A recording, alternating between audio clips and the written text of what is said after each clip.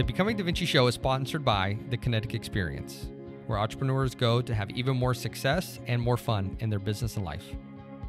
Becoming Da Vinci.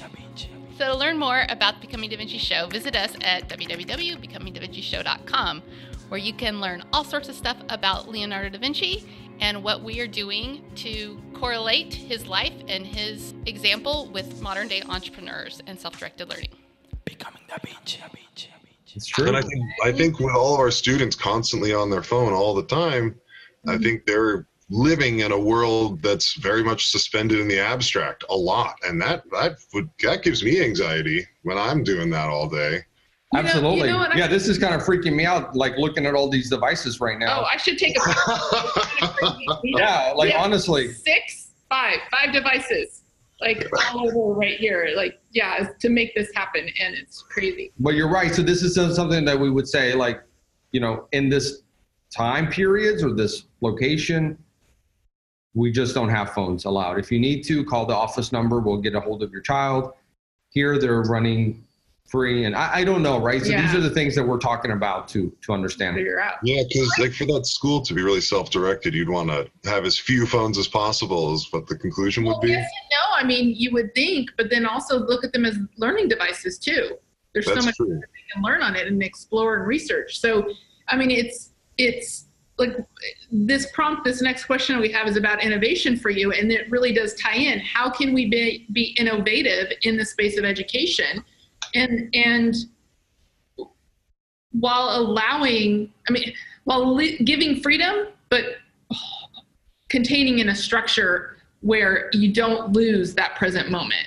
So how do you teach or foster innovation when half your students are off in la la land with their phones and the other half don't really understand, or how do you do that? Well, I think what really particularly though is how do you foster innovation in your life?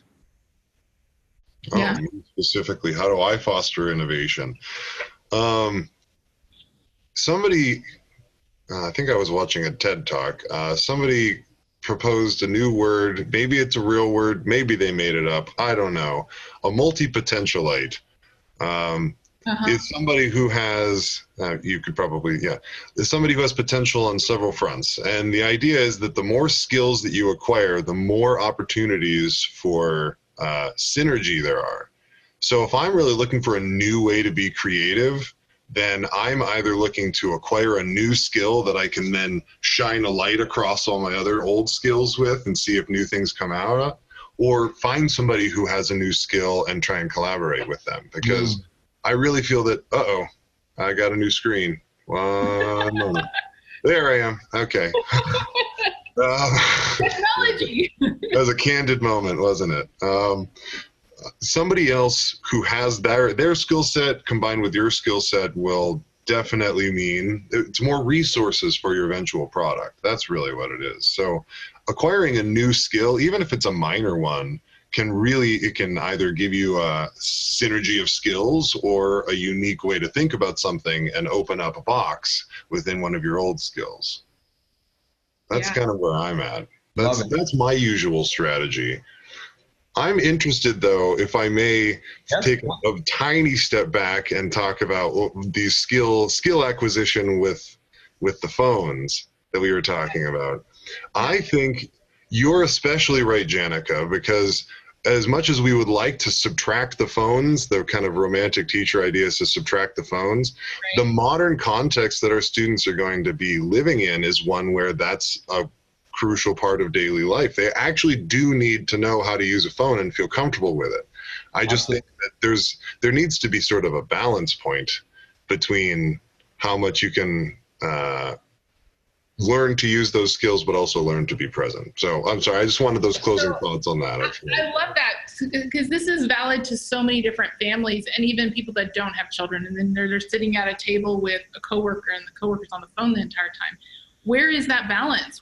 Who sets that boundary? Who says this is the realistic amount of time you should be on your phone when you're with other people? This is the realistic ways that you should use your phone as a resource tool. This is the amount of time you should play on it. This is like who in our world has the ability to make that decision? You know, I feel like we kind of collectively as a whole all trying to decide for a time, and then every time there's sort of a technological revolution, it changes. Who knows? And I guess there's probably a lot of variety on the local scale too. I don't know. That's a hard question to answer, isn't it? How about we do this? Let's replace the word phone with drill. So it's cool if I use a drill and I learn how to use a drill, right? And there's a lot of things that I can do with the drill. But it's probably not appropriate that if you and I are sitting there having coffee together at the coffee shop, then I'm playing on my drill. Delicious. And so it's really just a matter of respect and being present with you in the moment. What are you doing to my scone? Sorry. Yeah. Right. It's like, right. So it's not the device in and of itself that's bad. It's not any of the other stuff. It's just like, I'm here with you, you know? And so why? And I'm guilty of it too, of course, but it's because it's an infinite possibility through the phone of Snapchat, this one, that one, whatever. There's literally an infinite possibility. There is never enough time. There's never enough time. And it's got this reward system. It rewards you with all these bright colors and lights and sounds and notifications, and it tries to, like, the drill doesn't reward you. The drill isn't like, sweet, that was fun, dude, high five, let's move. Well, but you're talking specifically about social networks, but what about just an exploration of information? Oh, yeah. So you could go from a Kindle book to, I want to go to Wikipedia on that topic, and God forbid you get in Wikipedia because you'll never leave. And then like, oh, but I want to watch a YouTube video on that. And so you go through that. So it can be just all day out of social networks without that dopamine release of all the things that they do with the likes and that someone saw your post. Forget all that. It's just what it is. But if I'm here hanging out with you, then I should be focused on you, right? So I was at home that I told the teenagers, it was like, we had guests at the house. Put your phone down because you're connecting with other humans there when there's humans here. Like, come on, right? It's just. Yeah. And the diluted interaction too. This is not like a really tactile, full breadth interaction with a human being that you're experiencing. This is like a tiny shadow of some tiny bit of information on a screen that you could connect to your abstract thought about that person. And that's the nature of the interaction that you're choosing over the actual sensation of reality passing over you. But then though, who's to determine which is more important, which is better for your development? What if that shadow of a conversation or interaction with this person online develops into one of the most important relationships in your life, or an interview? I think for some people that's probably definitely true. I think different minds work differently.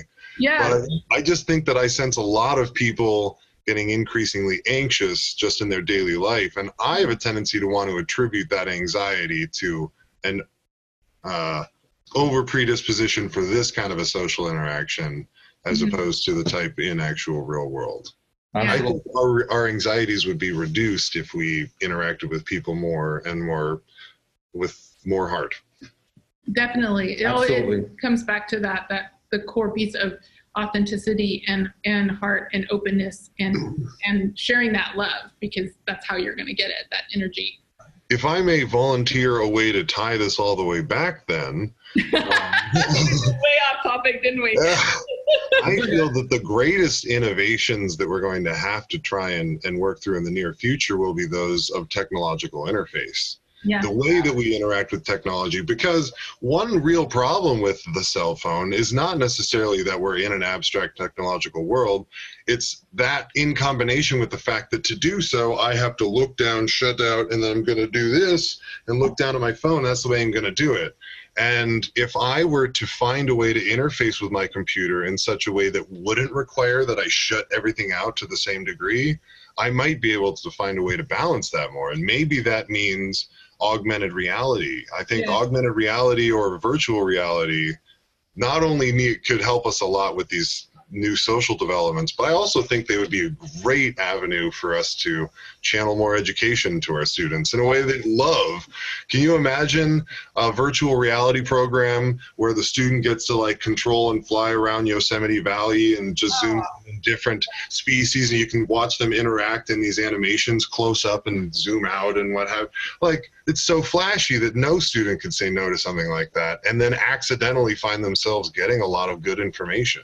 Well, you know, I take that into what we really want to foster as apprenticeships. So for students before they're like in 8th grade, one of my sons is in 8th grade and he's having to choose his whole high school path and college path at 13. And I'm like, what the hell? He's never tried all this stuff. He needs to experiment.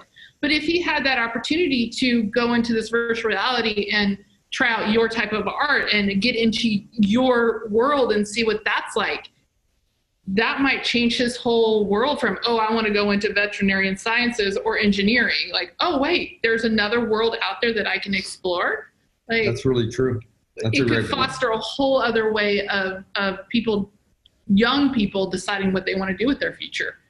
It'd be fascinating. Yeah. And I feel like the idea that somebody should be able to answer a question like that, you said at 13, Yeah. that's hilarious and absurd. Right. I feel like and I don't think that's relevant for the modern era anymore. I think it's not. I know.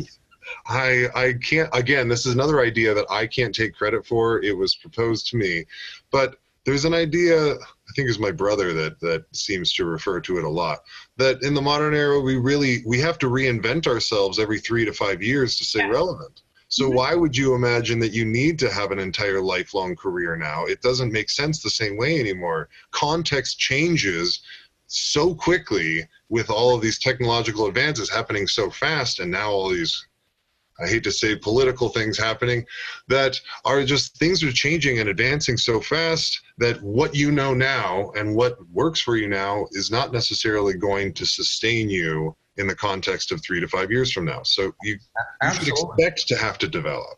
So I'll say one more thing and then my next question, which is, we're asking that also of 18-year-olds when it comes down to their college path. So keep that in mind, that this is just what we're doing. And you're looking back, I'm looking back going, what did I even know at 18 to determine that I'm willing to get into tens of thousands of dollars of debt in 4 years of my life, and I don't even know what else is out there. And it's expected that that's what you do, and that's what's preached around. So anyways, the next question, this is going to be a fun one. What do you remember from your childhood imaginations? Oh, geez. So, you know, I get to experience this through the eyes of a 4-year-old right now, and the things that he is imagining and what he is doing, and how the other day we were playing with superheroes, and it was about, okay, Dad, we're going to fight this superhero. He's got all these other ones sitting on the ground, but they were not part of the game. It was this imaginary superhero that was right here. He pointed to it on the carpet or the rug.